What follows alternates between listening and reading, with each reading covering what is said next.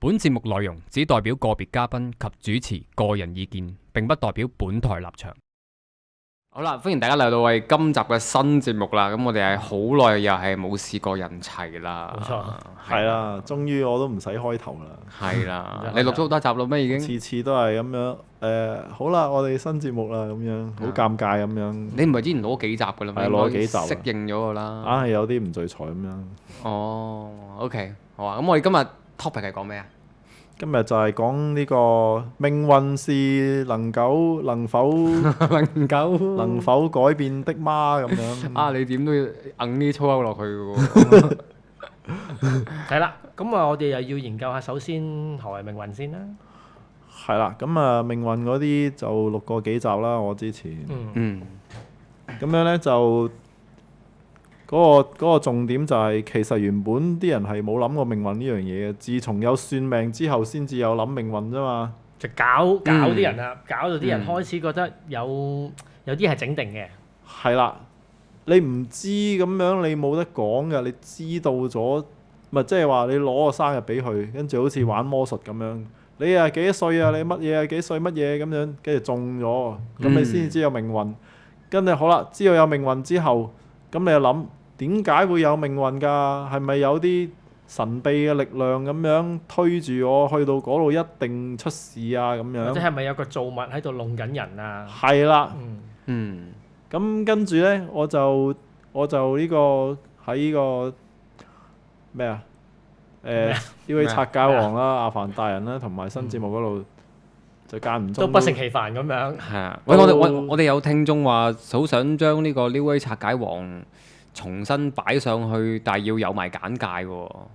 簡介就嗌我喺呢個節目度問一問你喎。哦，你問我做咩？你問阿日啊嘛。即係佢話而家雖然土豆咧就有齊晒咁多集，咁但係就淨係得 topic 就冇介紹，咁就變咗覺得造福唔到人群咁樣。哦。嗰日我同阿日食飯先傾開話，其實我哋可以考慮將你之前咁多集拆解王咧，再拆解。即係將佢活化。將佢活化意思即係話用17 app。係啦。係啦。就拍你嘅沖涼嘅過程。但係啲聲咧就係拆解王嚟嘅。除此之外咧，就我哋就可以再基於嗰一集入邊嘅內容咧，再作出一啲探討。係。即係主要都係少嘅啫。係啊，即係話你當年點解咁講㗎？係啊。咁樣。探討都有探討。探討或者我哋即係間唔中有啲活化佢，或者我哋話 revisit 翻睇過你。我哋而家再睇翻同一個 topic。我哋又會嘅睇法會唔會又唔同呢？所以命運嗰啲而家又再 revisit 啦。係啦，而家都係活化緊嗰幾集啊。係啊，其實我係2010年嘅時候已經錄過幾集啦。咁跟住早排錄過幾集，而家嘅睇法就有啲唔同啦。係。即係同早排已經唔同啦。同早排就差少少嘅，同2010嗰陣就好唔同。2個鐘頭前已經好唔同啦，你。咁點咧？你2010嗰個版本同埋而家嗰個睇法有點唔同咧？成個歷程係2010年嗰陣，我仲喺度講緊我2001年發明嘅呢個薛派星座學。咁我就嗰陣係冇諗過投胎轉世嘅嘢咧，亦都唔識啦。我以為你冇諗過投胎添之後。唔係，即係你冇辦法去研究呢樣嘢。你除咗睇書冇嘢。咁而家周街都話 channeling 咁樣，咁你好容易去考究到啊嘛。以前冇呢啲嘢啊嘛。咁以前嗰陣我就係認為係你出世嘅時間、地點，令到你咧係產生咗一個性格。係你講嘅氣候㗎嘛？係啊，氣候係啦，季節日同夜。我有上過佢啲堂嘅。我都有，係啊，都跌過嘅，係啊。即係你個又要跌啦嘛！我啲出生時間係產生咗你嘅性格嘅。咁但係而家嘅睇法就係話，原來有投胎前嘅呢個 seminar 上完堂，跟住仲話要揀完之後咧，仲話你想幾多歲遇翻你以前上一世個老相好啊？咁樣又揀。執藥咁好似。係啦。咁我就諗，咁其實唔係出世嘅時間產生你嘅性格。呢個呢，就係喺個地球嗰個現實世界裏面呢，就係呢個身體或者係內分泌啊啲乜嘢嗰啲咁樣係屬於肉體嗰部分。嗰部分就真係同你出生日期有關嘅。係。咁但係你個靈魂就還靈魂。你個出生日期算出嚟嘅嘢就係只係確保咗你個靈魂入到嚟嘅時候，你真係做翻嗰啲嘢啫。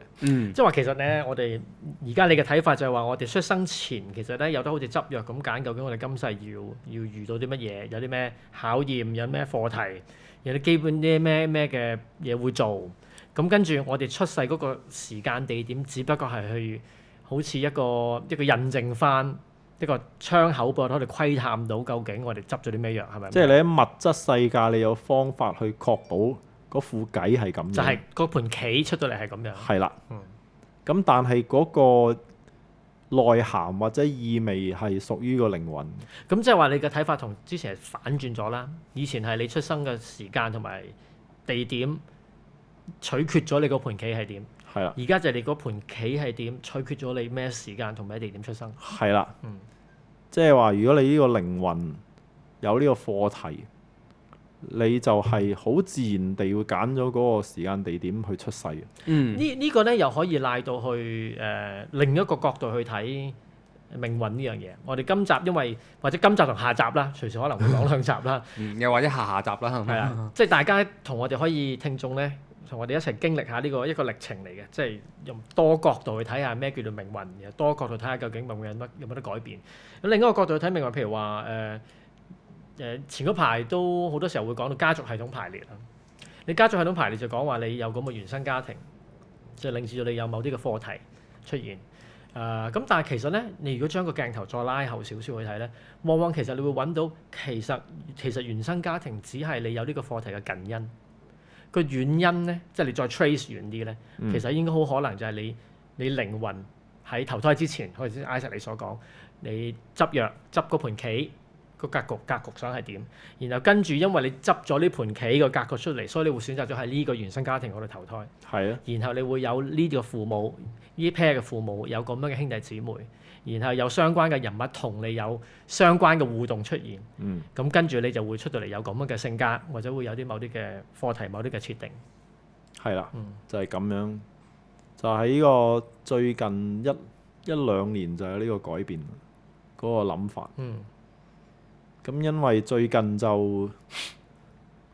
對於呢個靈魂啊、靈界啊，或者呢個投胎啊、生死之間嗰啲，可能識得比較多咗。咁樣有邊幾個角度可以去做切入點去剖析到一個人嘅命運咧？咁我自己咁多年嚟累積到，我發覺大概有幾個板斧，從呢幾個角度去睇一個人個命運咧，都幾齊全嘅。一個就係中國人嘅八字啦，第二係西洋嘅占星啦，或者阿 Osiris 啊，我哋要澄清啊，今集開始係阿 Cousin 要求我哋要佢做 Osiris 嘅，因為其實我改咗名都起碼都2-3個月㗎啦。係啦，咁我哋一陣俾啲時間你解釋點解你要改咁嘅名。係啦，咁阿 Osiris 咧係學緊古印度占星。係啊，咁我哋姑且籠統都歸納為占星類啦。咁都係占星類。但係占星類啦，即係中國人嘅八字、占星類啦，或者中國人嘅紫微啦。另外而家好流行嘅 Human Design 啦。另外再加上就係九型人格。呢5個範疇咧，我發覺咧加起嚟嘅時候咧，大概好粗略咁去睇，你可以大概睇到一個人嘅命運大概98% 左右，剩翻一啲就可能嗰2%一啲濕星雜項，你可能用其他嘅方法可以揾埋佢。咁所以如果我哋話即係好老生常談一句説話，你想改命之前咧，就先要知命。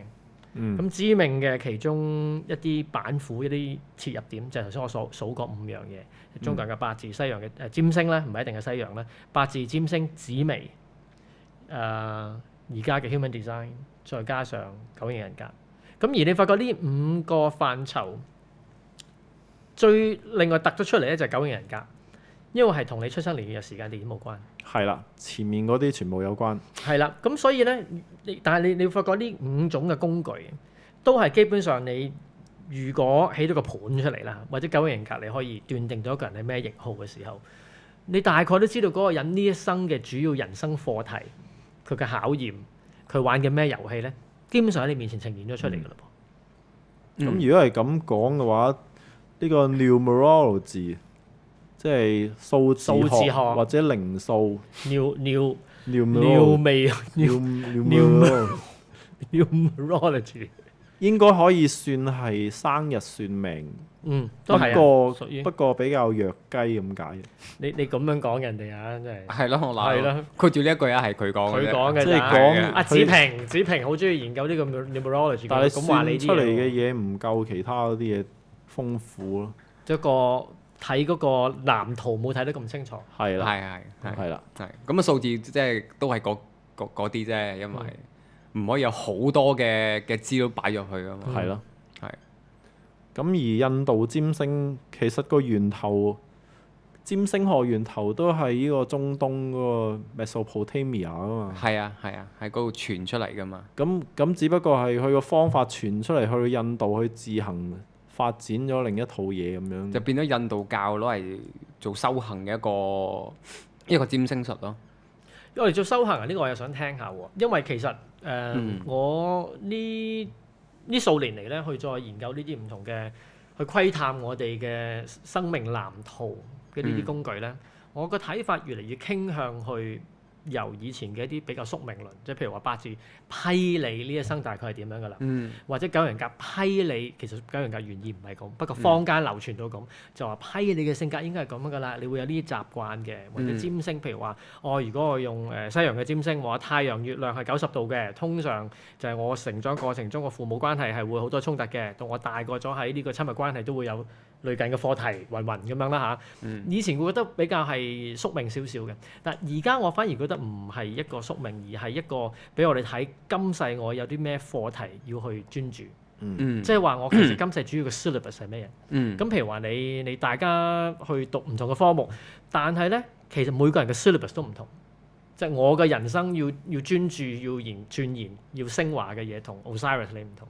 Isaac 又唔同，咁究竟我哋其實最應該去主修邊幾個科目或者邊幾個 topic 咧，就可以用呢啲唔同嘅工具去窺探到。咁所以其實一個 syllabus。咁頭先 Osiris 你講話喺你哋學古印度占星，原來就係啲人修練嘅時候用佢嚟做一個好似一個 syllabus，一個藍圖去睇，其實應該專修邊啲定係點咧？係咪咁睇啊？印度占星喺印度教係攞嚟睇個人個命盤，佢帶住啲咩嘅業力，因為喺佢個分盤裏邊，去到 D60盤其實係可以睇埋佢前一世大概係啲咩搞嗰啲咩，做啲咩嘅嘢嘅人，咁然後引申睇到佢個 birth chart， 咁你見到佢個人其實嗰啲星嘅能量係點樣流動，係點樣喺呢個人嘅命運裏邊顯現，咁佢哋行嘅方式主要係利用你比較強嘅嗰一兩個星嗰啲能量去令到你決定係你喺靈性嘅修行上點樣修。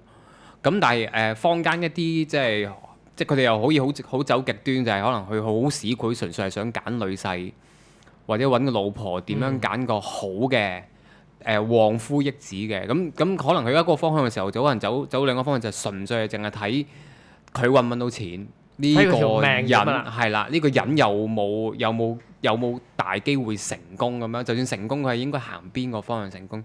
所以其實印度占星係偏向比較宿命論多啲嘅，係啦。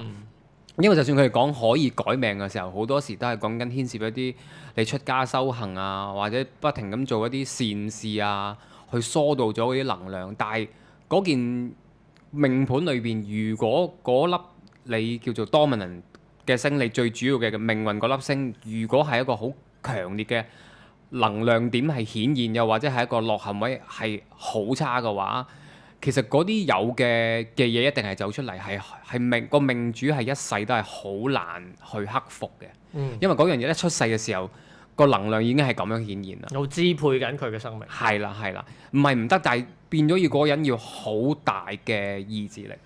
係啦，即係譬如喺我哋睇嘅占星盤裏邊，其實印度占星同埋喺密宗都有佢自己密宗嘅占星噶嘛。但係佢雖然密教係冇外傳，但因為唔同宗教嘅對靈性成長嘅角度睇法唔同，變咗你會見到印度占星嘅聖人，佢哋嘅盤都係好靚嘅，即係可能啲星係好靚嘅，係又有錢啦，佢哋有權勢啦。但係當你將呢個盤擺落去一啲佛家修行嘅人裏邊，你會見到好多人嗰啲星係 dead 嘅。即係可能係關於佢阿媽又唔得，佢老豆又唔得，但係或者佢錢又揾唔到，但係對於佛家嘅修行就係佢要四大皆空，佢要拋棄呢啲嘢啊嘛，係啦，所以完全係有陣時係話同一個盤所謂差同唔好，要視乎你係咩性格或者你有咩文化背景下低再去衡量咯。咁如果係咁嘅時候，即係話帶到另一個相關好重要嘅課題，就係究竟我哋嗰個生命藍圖，無論我哋從邊個角度去睇，或者用咩工具去睇咧？究竟係因為因果業力，定係話靈魂選擇？因為呢兩個好唔同嘅範疇啊。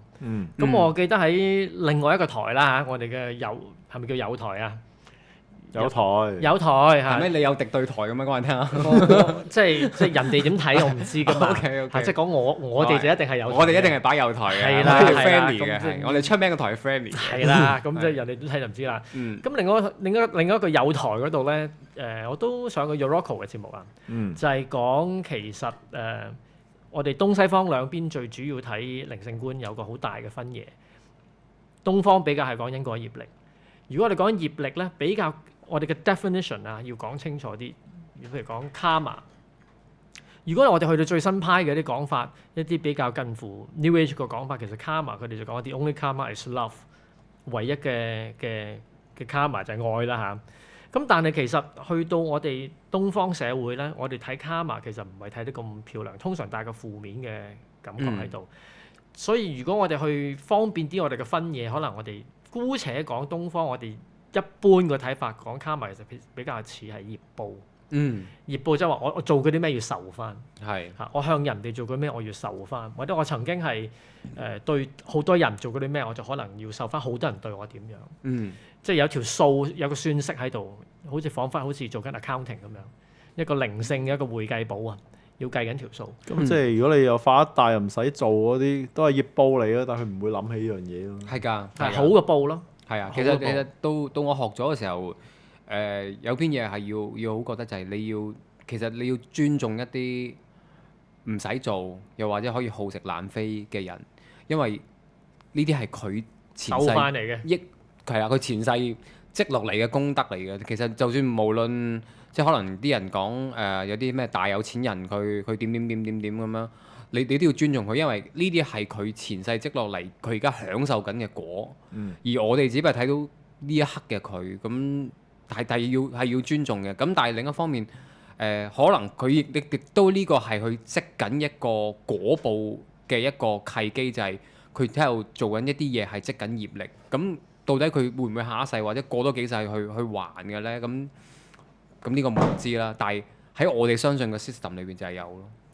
咁但係咧，頭先你舉個例子，譬如有個人今世好食懶飛，咁如果譬如你用佛家六道輪迴所講，可能佢係我哋寓意緊佢係人間，好似彷彿活緊一個天人道咁樣。咁但係都講緊你無論係天人阿修羅，其實最上三道最幸福嘅都係人道啊嘛。因為真係你係做緊人嘅時候，你先有嗰個磨練，有嗰個練力，你嘅靈魂先可以有機會升華啊嘛。咁所以其實好可能佢係今世做緊天人，但可能下一世佢都係要跌翻落去去第二個道嗰度。即係呢個另一個角度去睇件事。所以如果我哋今世表面上睇嗰個人好似好食懶飛，可以喺度享緊清福咁，即係好定唔好，其實係就好難去斷定。咁佢之前儲落嗰啲而家用咗佢啊嘛。係啊，咁佢今世冇進步咁解咯。係啦，係啊，又或者其實佢可能已經積落咗太多功德，佢純粹呢一世嚟嘆嘅啫，或者唞，根本唔需要去俾啲咩出嚟咁樣。係啊，咁頭先你講過兩大邊嘅分野，東西方一邊就比較係講業報啊。嗱咁但係西方嘅靈性觀，尤其是我哋而家新紀元呢類嘅睇法就係話靈魂嘅選擇嚟嘅，咩都係靈魂嘅選擇嚟嘅。咁就彷彿好似兩邊咧唔係好銜接到咁樣。唔係啊！如果根據東方嘅佢哋即係個哲學對靈魂嘅認識咁樣，其實所謂西方嘅靈魂嘅選擇都已經係由你咁多世積落嚟嘅業力、你嘅靈魂性格去推使到你個靈魂係點樣選擇嘅啫嘛。就令到你有咁樣嘅因果業力出到嚟。係啊，其實真係變咗係翻去都係因為你嘅業力嘅牽引。究竟嗰個源頭係因為業力嘅牽引，定係話個靈魂嘅選擇咧？我就覺得你有呢個選擇都係牽引嚟嘅，係啊，係啊，係啊，嗯，呢個係可以咁講㗎。係唔係點解有呢個選擇啫？嗯，即係你睇嗰啲咩靈魂的咩路途嗰啲書，係講緊你靈魂的例湯咁樣。係啦，你揾啲布魯圖喎。即係你過咗呢個孟婆湯嗰度啦，咁跟住去到有啲即係高維度啲嗰啲長老同你喺度咁樣傾偈啦。你講到咁佛味嘅一件事，又係呢班死老嘢。唔係佢同你討論，係啦，俾啲浪漫嘅感覺啊嘛。討論然之後咧，你去到當堂件事係咯，我哋係諗起死老嘢咁。同埋療愈係啦，咁跟住咧你就去到下一世嗰個地方啊或者星球啊咁樣又學習，然之後又有另一班長老同你講話，你想今世去玩咩課題啊咁樣。嗱，你諗下你去到呢個 moment。點解你會有你心裏面點解有呢幾個課題啊？咪就係之前累積落嚟咯。係啊，係啊。咁未能圓滿，所以被逼係捉咗落去啦。你可以係話我之前嗰啲搞掂啦，我想玩新嘢咁樣。新嘢喺邊度嚟啊？咁你都係從你個靈魂嗰個性質傾向裡面嗰啲內涵嗰度爆出嚟嘅啫。即係話你之前種落嘅因係即係譬如你彈琴玩樂器啊！我之前玩到好地，跟住中間又斷咗，我而家又想玩喺音樂方面再探討咁樣。咁你個選擇喺邊度嚟啊？咁都係你以前咁樣種落嚟喎。係。咁甚至話你點解呢個靈魂係中意玩呢啲咁樣藝術呢？係因為你成個靈魂嗰個風格係有呢個傾向，個取向都係咁。係啦，即係你喺成個靈魂家族裡面，你自己係代表咗藝術嗰一條線㗎嘛，嗰楷，咁跟住你就好有興趣咁樣去探討啲藝術啦。咁然之後你又從呢個過往邊啲玩咗，邊啲未玩，去諗我今世嘅選擇喎。咁係咪其實你嘅選擇都係業力嚟嘅？咁另一個角度去睇業力，其實就係話，因為我將個故事簡化佢啦，我唔想講太多，因為一講嘅時候可能要開一集嚟講。咁其實就講到其實究竟點解要有卡瑪？點解要有卡瑪？點解我哋規定咗呢度個玩法係會有卡瑪？應該星際嚟講都係咁樣規定。係啊，咁點解要有？如果係霍金就會話呢個宇宙係咁。點解你嘅 channel 緊霍金？唔係霍金神早已經講過啦。係有規律嘅，係啊。係我哋發覺呢個宇宙有咩規律，就係因為我哋喺呢個宇宙嗰度。係啦，咁點解呢個宇宙會係咁嘅規律？佢嘅意思就係話可以有好多宇宙係冇卡瑪嘅。係啦，我意思但係我哋係喺有卡瑪嗰宇宙嗰度。冇錯啦，即係我嘅探討就係咁，點解我哋呢個宇宙係會有卡瑪？嗰個遊戲規則點解係咁？佢即係個本源就係點解要係咁啊？冇喎，可能呢個就係對於個靈魂嘅成長嘅一個基本嘅規則咯。其實可能喺第二個世界有另一個業力嘅遊戲規則。係啊，係啦。咁如果即係話我哋定呢啲規則嘅最終都係為啲靈魂去學習，係咪？呢個我哋有冇共識？方便我哋個靈魂去成長，係咪咁睇？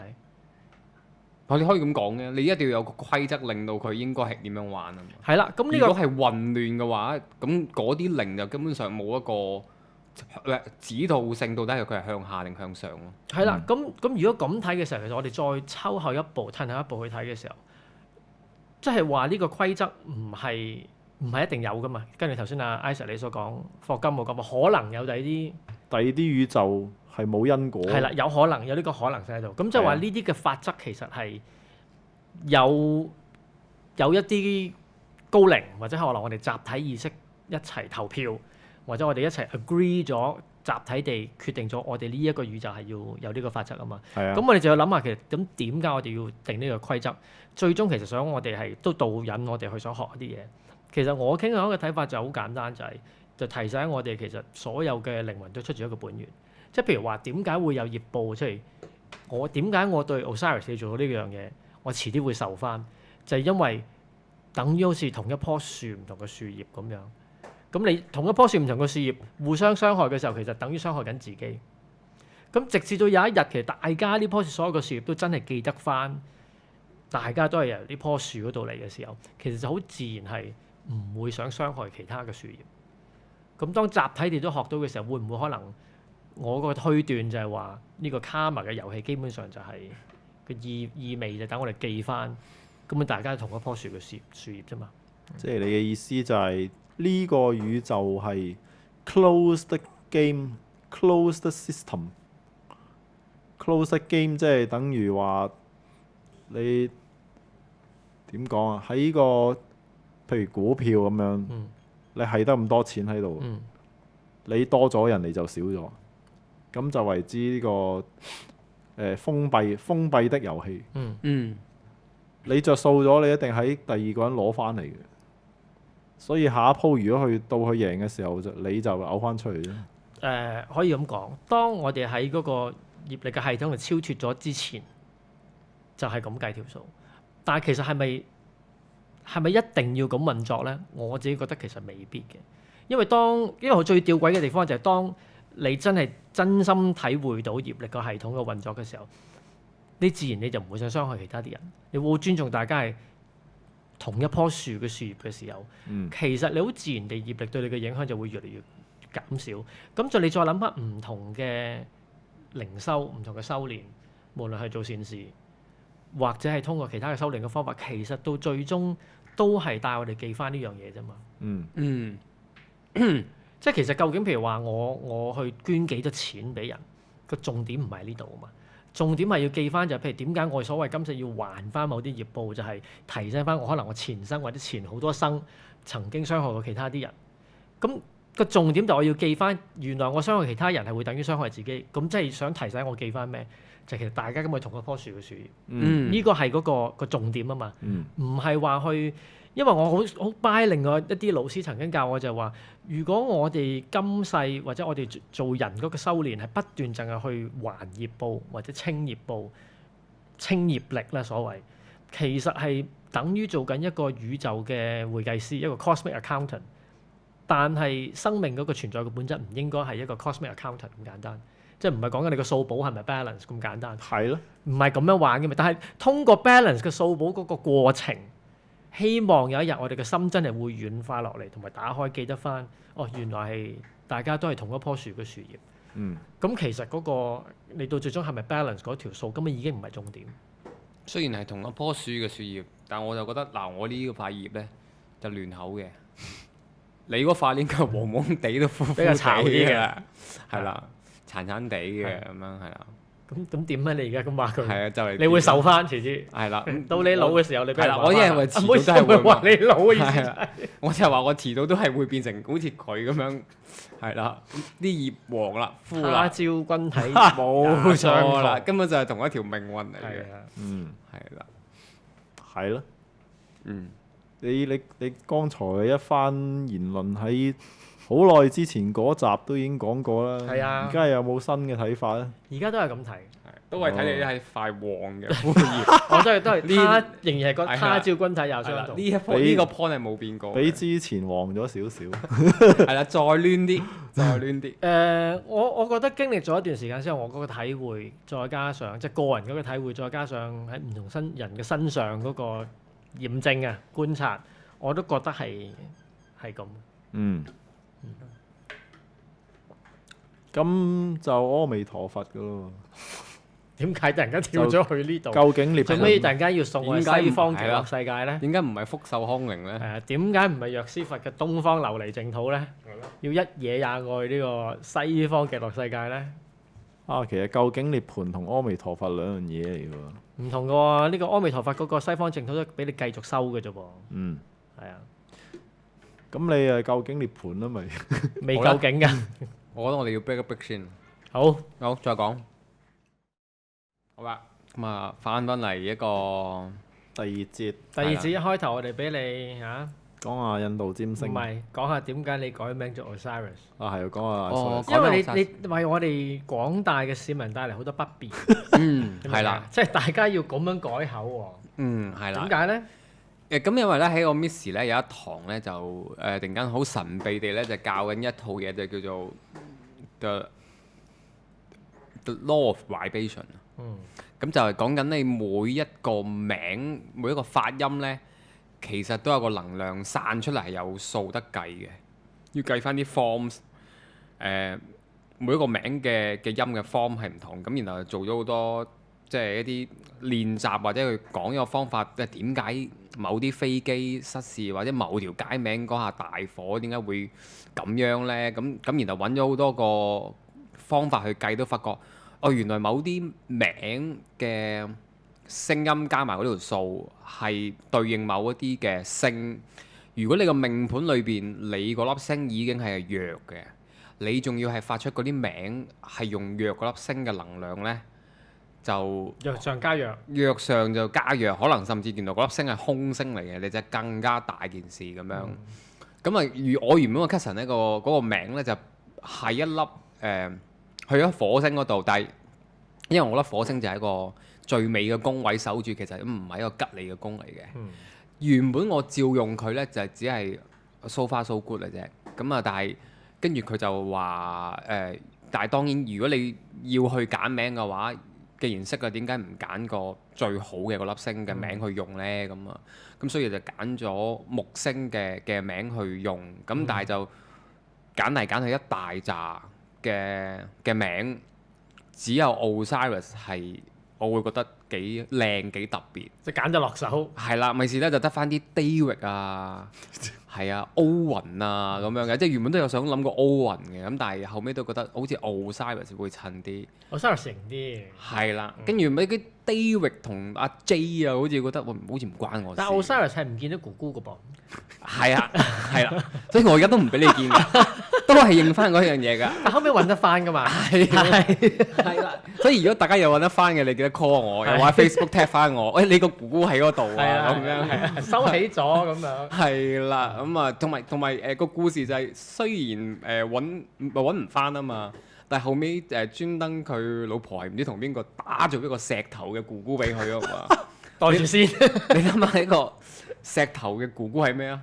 點啊？長期勃起金剛不壞，石 B。係啊係啊，即係呢個可能係好多男性都夢寐以求嘅嘢嚟嘅。啊！呢個靈比薩性偉哥，斜塔，靈性偉哥啊！係啦係啦啊，咁但係另一方面我就覺得係即係幾神奇嘅，係我真係改咗名之後呢，係有啲 sign 同埋有啲事件係發生，我係應緊嗰啲能量嘅，嗯，係啦，咁我就覺得原來改名唔係最緊要嗰個意思，係最緊要嗰個發音，嗯，係啦，咁所以就即係我唔可以淨係要寫啦，我要監多啲人，喂你要講我名係你發音嘅時候，因為你係向住我發音㗎嘛。 Osiris 咁樣啊。係啦，咁就變咗係 Osiris 我應嗰個能量咯，即係除非你當然可能你不停喺我後邊講，無論好説話定壞話都好，即係不停咁冇 Osiris，咁其實就你會收呢個能量， Osiris 係啦， Osiris 咁樣，係啦，都好嘅。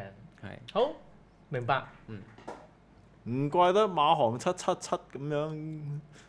係啊係啊係。咪咁解唔㗎？係真係㗎，真係㗎，真係我係咪咁解㗎哋有個 case 係諗翻馬航777㗎，係啊，真係睇翻佢個無論個機身 number 啦，再睇佢個機號嘅名啦，咁係都係見到佢係出於兇險嘅嘢嘅。咁而有一樣嘢真係冇得唔佩服我 miss 嘅就係喺馬航即係出事嗰一單開始咧，佢係即刻睇佢嗰個當日嘅盤，同埋嚟緊嘅走勢，佢已經同我講話，起碼仲有半年，有排係有餘波。咩，即係有仲有嚟緊有第二第三單啊，起碼有半年時間係都會仲係會有關於飛機失事嘅嘢。咁我哋都成班都話哦，睇下點咯。但係嗰個都覺得哇，你都開得幾大個期票啊！即係係關於飛機失事定係關於馬航？關於馬航又有，關於飛機失事又有，因為佢嗰時當緊計緊就係話馬航間公司個盤去到呢一下係去到個差嘅位，再加埋成個大氣候嘅盤呢，係有兩粒星係作入去同一個宮位，係好容易飛機失事嘅。嗯，係啊，咁樣就唔係算到好似 Meiling 所講話揾得翻，就係嗰啲有台嘅嘢就唔好講，再講啦。 OK，sorry，係啦 OK，咁你呢個都係命運嚟嘅喎。係㗎，係㗎，係命運嚟嘅。呢個咩邊橛啊？呢個係即係呢件屬於 event 嘅命運，或者係公司命運咯。係哦，你講馬航係啊我以為你嗱，馬航航馬航係一個名，係一個公司。嗯你可以算佢算命，參助你有冇一個正確辦法算啫嘛。係啦係啦，咁即係話你如果你用你個名去算，即係你而家係講緊讀出嚟嗰個音啊嘛。嗯嗯你用呢個名去算，去到嗰年就有一劫，咁啊真係有一劫，跟住有一劫之後唔係唔係仲有一劫。唔係，其實用個名去算到佢個名，其實係應緊邊粒星，而嗰粒星喺個命盤裏邊，到底係處於一個兇險嘅位，定係處緊一個吉利嘅位，哦，係咁樣睇嘅。即係其實係占星嘅一個方法嚟嘅，係即係係逢係咩音係同咩星對應咁樣。係，但嗱呢一 part 啊，未必係屬於傳統嘅印度占星嘅。應該係佢個延伸出嚟嘅啲。係啦，因為嗰個我哋個 Miss 佢講呢度係004，就係話我呢一 part 咧係我哋唔好有 record 嘅，係因為佢話佢呢啲嘢就唔喺個唔想俾其他人知啦，係啦，因為呢啲而家係已經開咪內講埋啦。唔係，因為佢教嘅時候係有教個方法個 form 係點樣計，甚至有埋張紙俾你咁樣嘅，係啊咁樣。明白。我嗰陣我係最初學占星嗰陣就係喺圖書館借一本老年咁厚嘅占星書啊。係，我都係睇嗰本先嘅。但我知你講邊本我本係西洋。係啊，我都係睇嗰本先嘅，可能藍色皮㗎嘛。啊，我都係有睇過嗰本。係啦，係我就係真係好有心機攆晒佢添嘅，甚至每一頁都。咁樣佢係有講 event 㗎嘛。嗯。即係話你如果個 event 係由邊年邊日開始咁樣，就當嗰樣嘢係生日，咁一路就可以睇佢個命運㗎嘛。係。咁樣又聲稱咁樣，去到邊度有一劫喎，真係有一劫喎咁樣。咁啊當時我覺得唔係好準嘅啫。咁但係可能你個方法唔啱，如果有啲更加準嘅方法咁樣就會準啲咁樣。唔係㗎，其實喺流傳啊，其實西洋占星學咧，其實睇人嘅性格或者心理分析嗰啲咧係比較強項嘅。好精準，我覺得。但係如果你要睇事件世運運勢個世運嘅占星學咧，咁其實有個傳聞就係話，其實喺呢個共濟會裏邊嘅占星師，其實全部都係印度占星師，或者佢係西洋占星師都好，佢都係識得印度占星。因為如果睇大局運勢嘅話咧，就印度占星係會比西洋占星更加準。精準。因為佢哋最大嘅 system 系統裏邊，除咗爭咗兩粒即係兩粒虛星係唔同，羅後嘅都唔同之外，就係個歲差問題嘅分別啦。就係西洋占星係用翻回歸黃道嘅，即係永遠都係嗰一日係春分嘅，係啦。咁但係而印度占星咧係會用翻呢個有歲差嘅時間係跟翻個歲差嘅，即係中意呢個歲差走咗幾多，佢就要歪幾多。所以如果你睇印度占星同西洋占星，大家都係同一個12宮位，但係佢哋咁多年嘅歲差變咗已經係爭咗20幾度，即係差唔多接近一個宮㗎啦。 72年一度啊嘛。係啊，咁但係而家你而家爭咗23度幾嘅話，咁你就計翻咯。嗯。係啊。咁即係話喺個太陽系嘅喺銀河系裡面嘅移動，都會影響呢個算命嘅方法。係啦，如果係咁講即係如果你講大事，就可能因為你係比較受外來嘅星體嘅能量嘅牽動，或者嗰個時間性去製造嗰啲事件。但係人嘅性格取向啊、命運嗰啲啊，可能就比較容易受係你細少少太陽個季節性嘅影響。係啦，如果你係每年都係同一個時間春分咁樣，就即係暗指所有嘢都係來自太陽。或者絕大部分。所以我變咗我 Miss 本身都係學咗10年西洋先嘅，咁佢而家先至去即係而家係佢呢幾年係即係 study 印度，但係變咗佢參照唔同事件嘅時候，有時佢都會用翻西洋嗰套，有時就大啲件事宿命嗰啲就會用印度嗰套咁樣。嗯。咁有冇你啲內幕有冇講話印度嗰啲算呢個事件有幾準？即係嗰個命中率高唔高？據高價講，佢話7至8成咯。 7至8成。咁好係啦高喎。係啊，算好咁因為喺印度占星，佢有個好處就係佢係 under 於呢個印度教裏邊一個傳承啊嘛。咁佢係喺成個大學嘅系統裏邊呢，係有冇停過咁樣傳，亦都政府刻意地去保存呢樣嘢，等呢件事係一發展嘅。咁紫微其實都係一個好勁嘅嘢嚟嘅。但係因為我哋中國人嘅戰亂啦、文化傳承啦，我哋係得唔到一個好完整嘅傳承系統。而印度占星因為關乎於宗教啊，佢哋攞嚟做修行啊，而佢哋係好好保護之餘係有繼續發展落去嘅。咁如果喺印度學印度占星係一個要好高階人先讀得嘅，即係基本上你係一個大學課程或者你係一個博士咁樣，尤其喺印度嗰啲呢。好多時係啲博士學位嘅人係有學埋印度占星嘅，即係唔似我哋可能喺中國嘅印度，即係嗰啲術數占星，好似覺得啊，逢親學親術數啲人呢，都係一啲偏門嘅流派嘅嘢嘅。即係中國人變咗冇咁重視嗰樣嘢啊嘛，因為嗰個傳承得唔到被認可啊嘛。即係精英就一定去學甩水嗰啲啦。讀唔成書先可以走去算命啫咁樣。係啦係啦，印度就調轉，你一定係讀咗成書，你先去學印度占星嘅。係啦，因為即係佢只要見到你嘅星盤太差，你嘅資質都唔係太高，就已經你唔好嚟讀啦，你讀唔得上去。咁樣呢，就如果你問我頭先呢嗰扎嘢呢，應該數漏咗，瑪雅都有占星術。係即係好多占星術㗎。不過可能好少人識。係啊。咁瑪雅嗰套係好奇怪嘅，就係260日一個循環㗎嘛。咁佢呢就好似我哋中國嗰啲甲子咁樣呢，即係天干10個，地支12個咁樣。瑪雅嗰260日呢係即係天干13個，地支20個。咁樣輪呢個260日。咁跟住呢，佢係天干地支。係啊，亦都係中國嘢嚟㗎嘛。如果誒咁樣估落去，唔係，其實應該唔係我覺得根本中國嘢都係外星嘢嚟嘅。咁瑪雅嘢都係外星嘢，但係瑪雅嗰套仲勁，可能就係因為佢難，因為260好太多嘢記，好難記，咁所以呢就冇流傳。咁中國嗰個呢就係比較易記啲啦。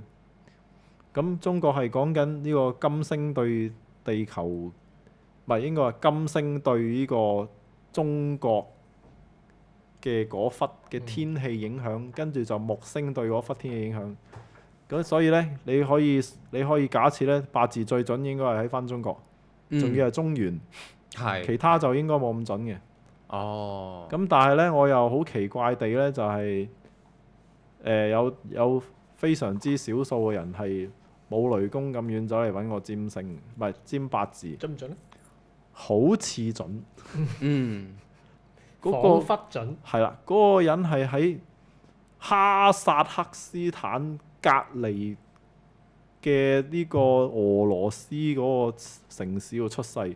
我都係嚇一跳，我完全冇諗過喺有個咁樣嘅地方有個人走嚟問我咁樣，但係嗰個人佢係移居咗去荷蘭住，即係走得下都周圍走啊。咁跟住我就諗，咁哇你呢個咁樣嘅啲氣候同中國完全冇關係啦。究竟準唔準啊？咁樣。咁幾好啊！呢個俾你驗證可以。又好似係準，彷彿準，彷彿係準嘅。咁我就有個諗法，就係話你如果將呢個人擺喺香港嗰度，你同佢對答，你會覺得唔準。但係佢睇翻佢自己嗰啲同學仔，佢會覺得準。即係佢成批人都係有個特徵，而相對於佢周圍嘅人嚟講，佢會認為係準咯。咁樣。頭先你講話瑪雅嘅占星嘅來源係外星，跟住話中國嘅占星嘅來源都係外星，八字啊、紫微嘅都係嚟自外星，係啊，有冇根據？定嗰個係你嘅個人猜測？哦呢樣嘢講咗好耐啦。嗱，因為嗱，你講你究竟係有根據定猜測之前咧，我可以講下嘅，我對九型人格嘅睇法咧，我都都係外星。其實我都覺得係外星嘅。不過當然啦，即係如果我喺啲 corporate event 度教呢樣嘢，啲正經場面嗰度，我就唔會咁講噶。但我心入邊，我覺得最終嘅來源係外星嘅。嗯，但係即係如果講我哋喺人類地球嘅層面講，就係中東嘅蘇菲族佢哋啊。咁外星傳俾蘇菲族啦。係啦，不如咁講，如果就算唔係外星都好咧，都應該係蘇菲佢哋 channel 到啲嘢翻嚟，因為嗰個成個系統啊太過精妙，同埋譬如話，但我有另一個諗法就係、如果唔係由外星傳落嚟嘅，會唔會佢哋喺經過某啲嘅打坐啊、靈修啊，或者係儀式裏邊，佢哋達至一個即係天人合一嘅時候，然後突然間望到呢啲嘢而摸到當中嘅奧秘竅門，好似即係譬如即係human design 咁樣啊。哇！好明顯就蒲完個 party 係啦喺 Ibiza 啊好爆嘅時候，係啦，好爆嘅時候，再補飛係啦嘅時候，係啦，啲嘢又得，係啦，當年都好純噶嘛，應該蛙個年代。好彩佢喺個年代出世，係啦，因為呢個年代出世，佢應該死緊 channel 啦唔到，係啦，即係食到啲Made in China 溝嗰啲嘢嘅，係啦。啦，咁佢就即係終於可以 download 到呢個 human design 落嚟，咁但係即係變咗你嘅 human design 都係地球嘢喎，即係只不過佢 download 係啦，啫嘛。所以頭先我就話，就算唔係外星嚟，其實都應該係 download 啊 channel，即係喺某一個精神狀態度，係啊，佢先至可以下載到嗰啲信息翻嚟，嗯就應該唔係通過話純粹嘅觀察。係啦，因為譬如九型人格佢個系統唔單止話將人分做9種咁簡單，如果係嘅話，就譬如同 MBTI 分16種嗰啲冇大分別。係咯，最大鑊嘅咧就係佢仲要係型號與型號之間嗰個關係、嗰個互動、嗰個側翼。你研究得多之後咧，得一個結論嘅啫。我覺得就係冥冥中咧，人類我哋呢個物種、我哋嘅性格、我哋嘅生命、我哋個性格嗰個結構、嗰個原型啊 archetype。係有個精妙到不能再精妙嘅系統喺度。咁呢個只係冇可能係巧合嘅。而你就咁去觀察人性咧，應該係冇可能觀察到去到睇到成個系統個結構。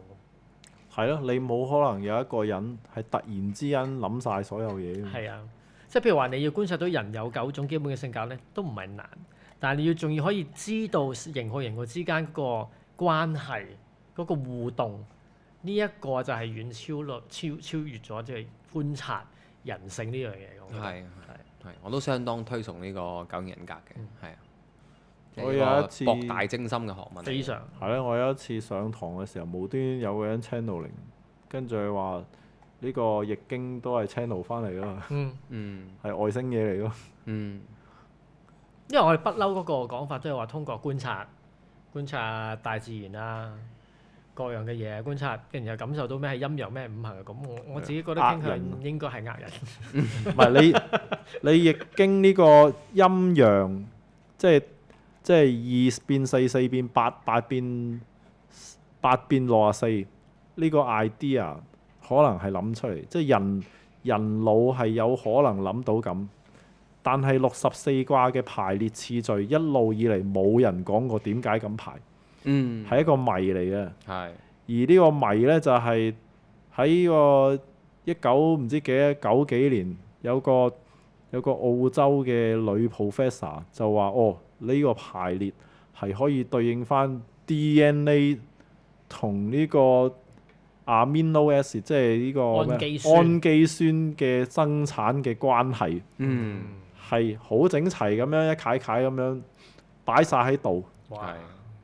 跟住咧，仲要話呢個河圖洛書打斜一批，就係呢個 DNA 4種化學物質嗰個構造。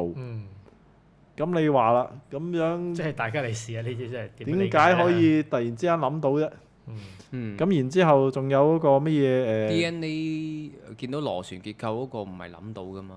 唔係啊，係嗰個螺旋結構係4隻 chemical 啊嘛，係互相咁樣好似拉鏈咁樣吸住噶嘛。我記得呢、個即係講呢個諾貝爾發明嘅時候，話佢點樣可以諗到個 DNA 嘅構造係咁樣翹埋嘅時候，個古仔又係話佢揩大咗。係啊係啊，又係揩大咗啊。係啊，揩大咗先至突然間係咩嘅佢？零幾一閃，好似係 high LSD 嘅。嗯哦係啊，即係都得啦啲嘢都。係啦，係啦，係即係所以啲嘢得唔得啊，好影響呢個科學嘅發展嘅。人類嘅係啦文明嗰個進化意識嗰樣嘢係啦，就喺啲 D 乸嘅手上咁，就係。真係。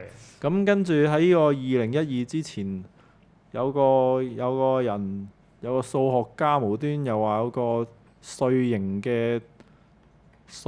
嘅嗰條 formula 就係話講呢個人類進化嗰條高低起跌圖啊嘛。嗯佢係將呢個64卦排列次序轉成呢個碎形嘅 formula 做出嚟噶嘛。嗯咁樣如果你用呢樣嘢係可以套翻人類歷史入邊嗰啲大事件，我哋個共同命運。個時間係啱嘅話，咁即係話你嗰個64卦排列係一個謎嚟㗎，中間係有一啲好深奧嘅嘢喺度，冇人講過點樣排出嚟㗎嘛。絕對唔係通過觀察啦。即係點樣觀察，會觀察得講得出嚟。佢點樣可以啲嘢都要好靚咯，係啊，又啲嘢係好靚就都得㗎啦。係，又係。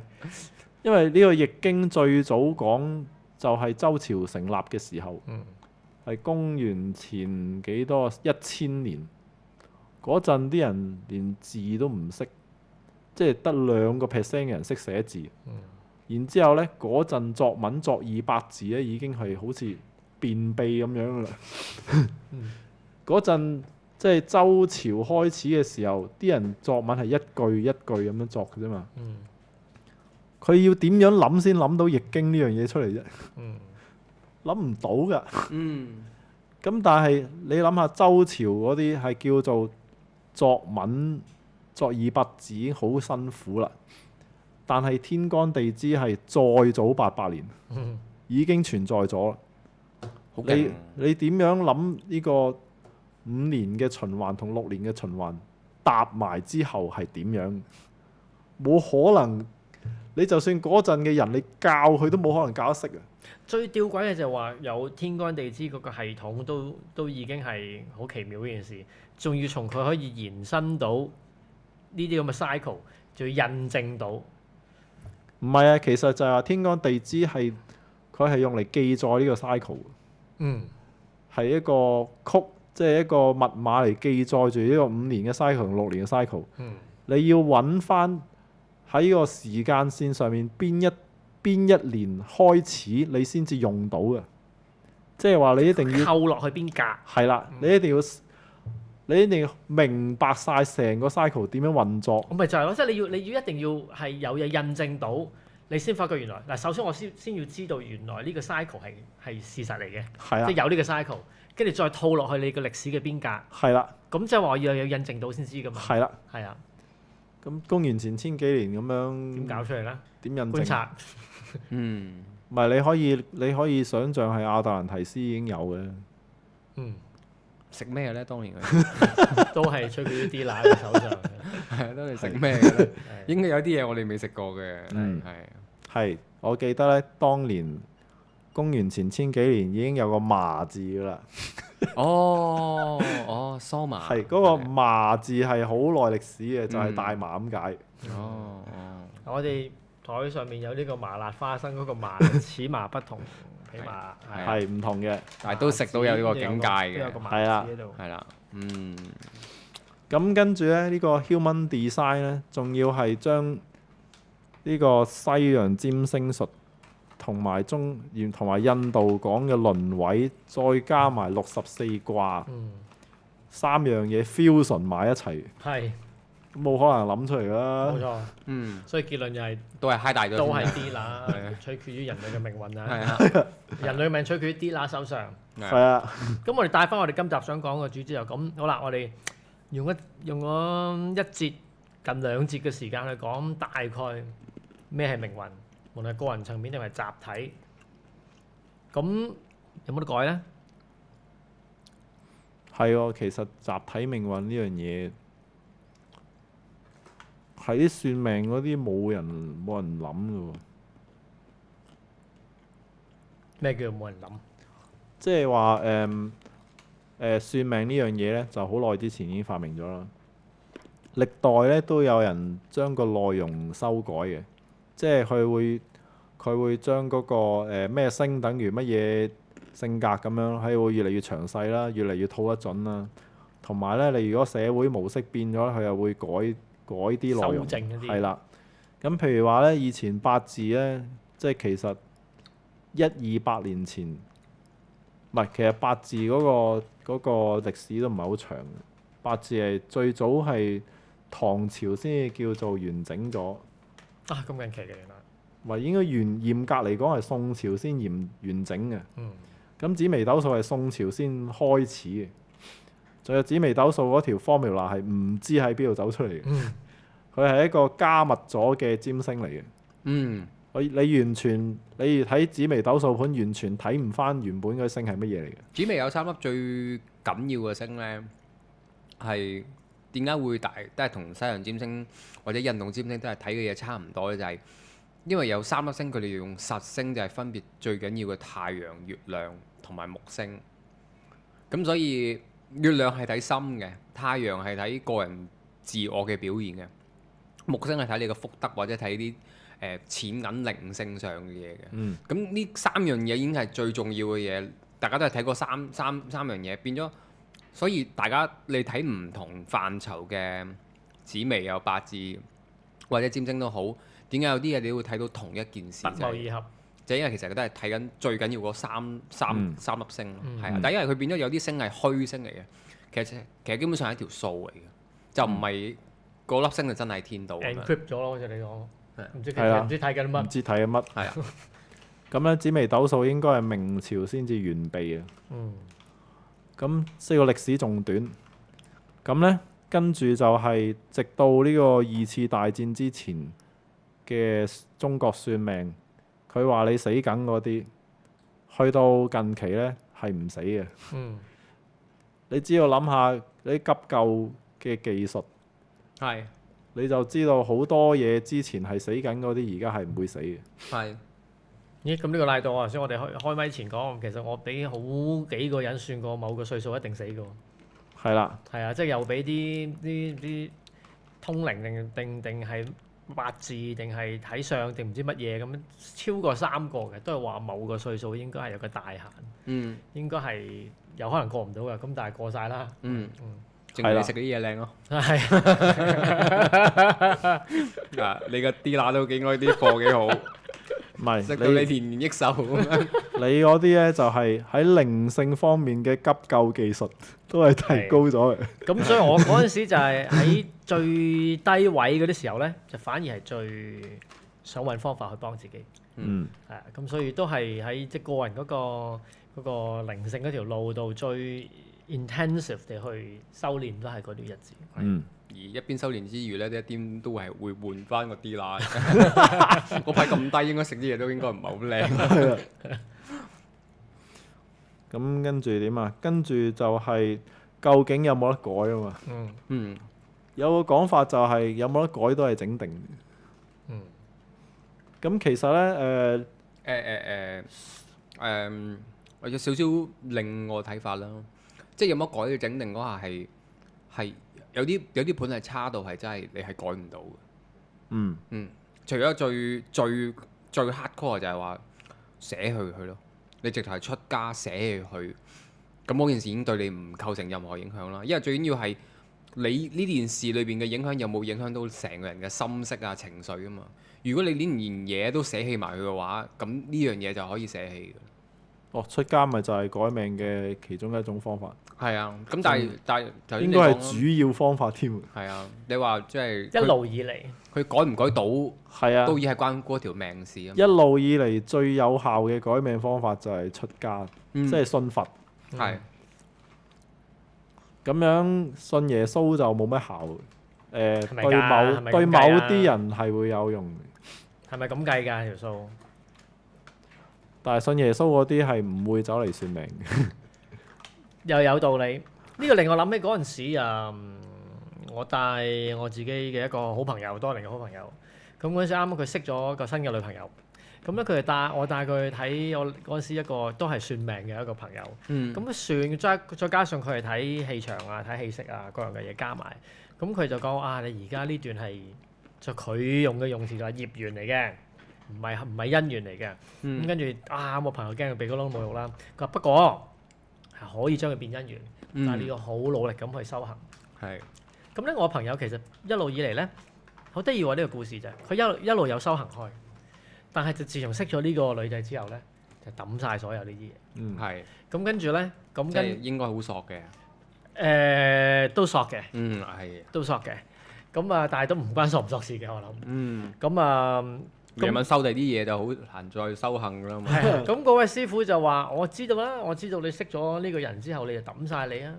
其實你自己，你呢條命係有好重嘅修行嘅緣，你個家族都有嘅。咁事實上都係喎，咁啊真係睇得好重，佢哋個家族入邊都有。咁佢話：如果你唔好去修嘅話咧，就真係會累到你啊！跟住佢就問你而家做邊行啊？咁佢講佢嘅職業，佢話：咁你諗定之後咩後路都得㗎。佢應該你會冇咗你呢個專業資格。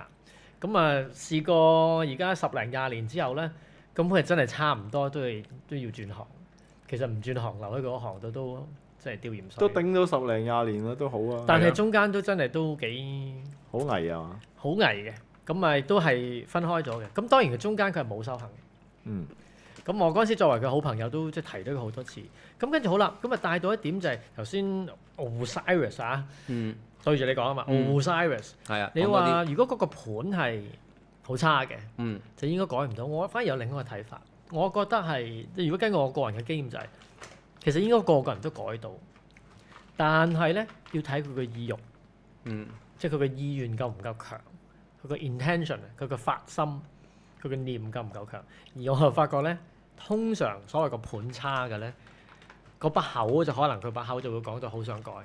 但係通常出到嚟嘅行動力咧就係欠缺，係咯，即係個意欲係其實唔足夠嘅，即係個 intention 啊個力係唔夠，通常係咁，但係有例外，但係一般情況下，咁所以你如果你問我個人嘅睇法就係，你個盤無論點都好咧，其實都可以，不過通常如果你個盤係所謂比較差啲或者弱啲嘅時候咧，一般嚟講 intention 都係又唔好夠嘅真，但係如果我唔理你用咩方法，你出到嚟你嘅 intention 夠嘅時候，我覺得。